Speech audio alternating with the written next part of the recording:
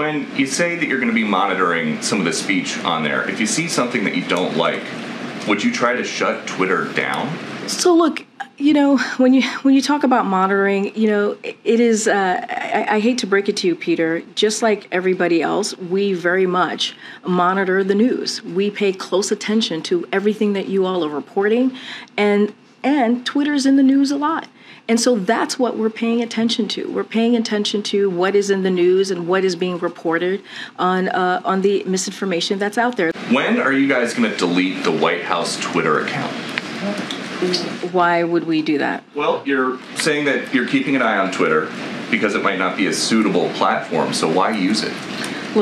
Look, I don't have anything to share on any policy or any changes that we will be making. We have multiple platforms, as you know, that we utilize to communicate with the American people. Kevin McCarthy says that he invited President Biden down to the border. How does the president RSVP? Well, we know the president's never been down to the border. The possible next speaker says that he wants him to go with him, so is he going to?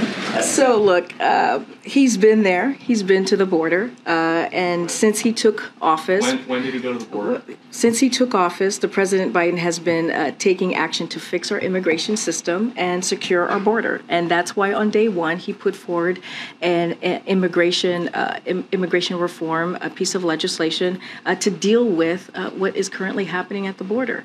But, you know, that we're not seeing that from Republicans. We're not seeing a willingness to work with us on you know, fixing a situation that's been around for decades now. Instead, they're doing political stunts. That's what they want to do. That's how they want to take care of the situation. And we're cutting down on asylum processing times.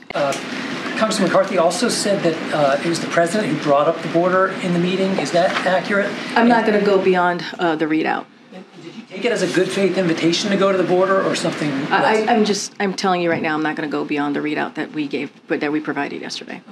Greet in some form the Royals when they're in Boston later this week. He's supposed to be in Boston this week for a greeting with them, and it turns out for a Democratic fundraiser that's taking place there to help support Democratic candidates. Why is the president attending a Democratic fundraiser in Massachusetts and has no plans, as best we understand to this point, to go to Georgia where there is a Democratic candidate who's facing a tight challenge? So want to be careful on how I just want to state that out there, the Hatch Act. I am covered on the Hatch Act. One of the things I would argue, Peter, that we saw the last several months is that it didn't matter where the president went. His message very much resonated. Yeah. Yes, no.